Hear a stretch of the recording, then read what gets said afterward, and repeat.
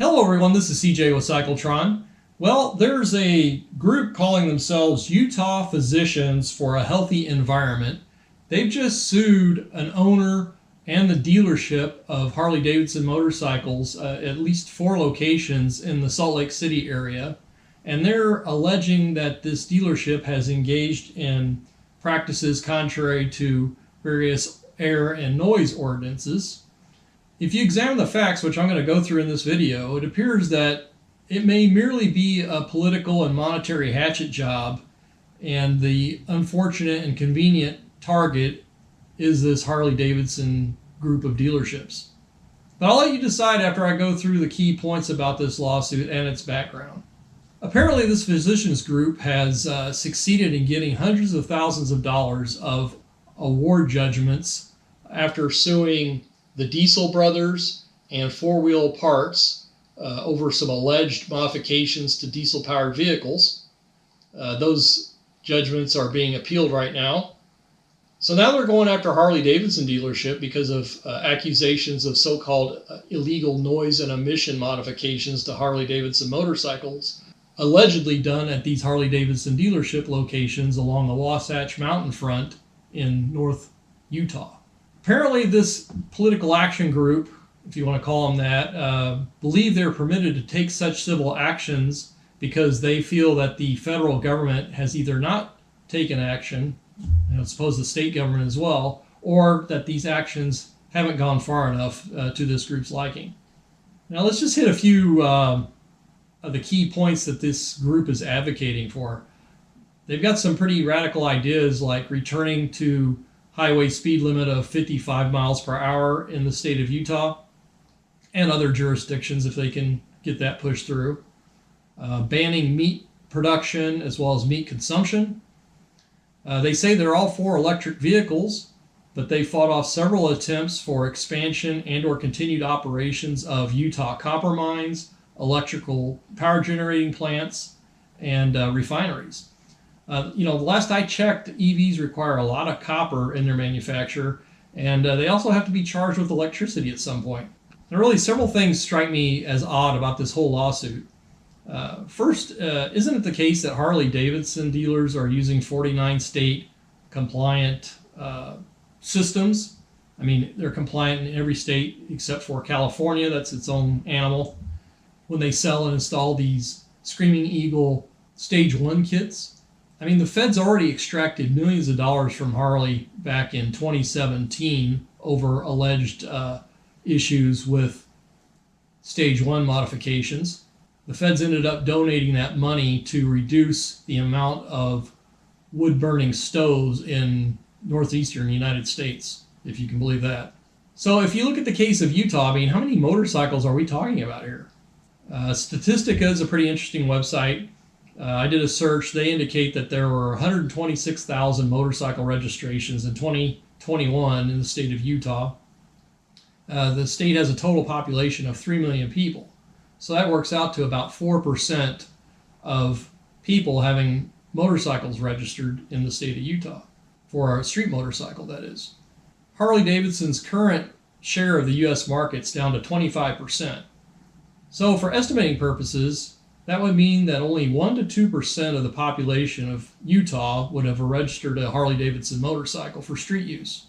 Then if you consider the number of people in that group that had a Stage 1 kit installed, I mean, you're talking maybe a few hundred to a couple of thousand people max in the entire state of Utah. When you look at it that way, it would seem that this lawsuit by this physicians group is seriously misguided and unfair. They say they want the courts to award a $100,000 judgment per motorcycle that they think has been affected. If you look at the state of Utah ordinances regarding vehicle modifications, if someone were to have been found to have violated those statutes, they're subject to a civil penalty of $100 and up to $500 if there's repeated occurrences.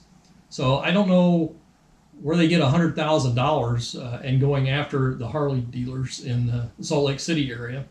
But let's look at maybe some other motivations. If you go to their website, They mentioned that due to all their recent successes in hampering energy, fuel, and metal production in the state of Utah, their donations have doubled in the last 18 months.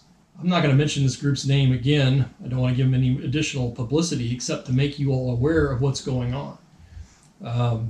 You think that it's enough to have the federal government going after internal combustion engine vehicles. I mean, it's certainly fine to have EVs as part of the mix if that's what you want to have, but to have essentially a private group take it upon themselves to try and take out legitimate business operations in this country is a worrisome development in my view. Now let's keep in mind a few other facts. There's only 5 counties in the state of Utah that require any type of tailpipe testing. And it turns out that motorcycles for street use are exempt from such testing.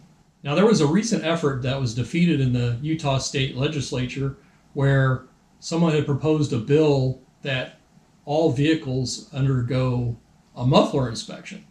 So that failed. So I'm trying to figure out, what's the standing of this group? Apparently, people are exempt from tailpipe testing if they own a street motorcycle. You have dealers that you would think are selling 49 state compliant stage 1 kits for Harley Davidson motorcycles, and they're being installed at the dealerships. If you go to the Harley Davidson website, they won't sell you a kit over the internet. You've got to buy it and have it installed at the dealership. So we're basically talking about a representative of the OEM doing this work. I'd be curious if Harley Davidson's going to come to the defense of this owner of these dealerships in the Salt Lake City area. It seemed to me that this physicians group would be well advised to maybe focus on some of the more big picture issues that could impact air quality in the Salt Lake City area, and that's namely the drying up of the Great Salt Lake. That's happened in California with the drying up of the Salton Sea, and you get all this airborne particulates, and you get pesticides and heavy metals that are mixed in with this stuff, and that's a far greater issue facing the Salt Lake City area in particular and Utah in general right now. So it just seems like this group has seen an opportunity to target Harley Davidson, in this case an owner of multiple store locations along the Wasatch Front, and they're going to try and shake them down for some money, and they're going to take that money and give it to the federal government. So here's a case where essentially a group of private individuals could have a serious impact on not only the operation of an owner of multiple Harley Davidson dealerships in the Salt Lake City area, but it could also impact Harley Davidson riders and just motorcycling in general.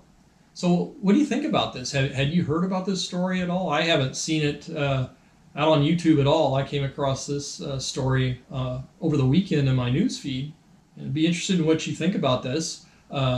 Also, I've got a lot of new subscribers. I hope you enjoy this content, as well as my established viewers. And if you haven't done so already, please hit that subscribe and notification button. Thanks very much.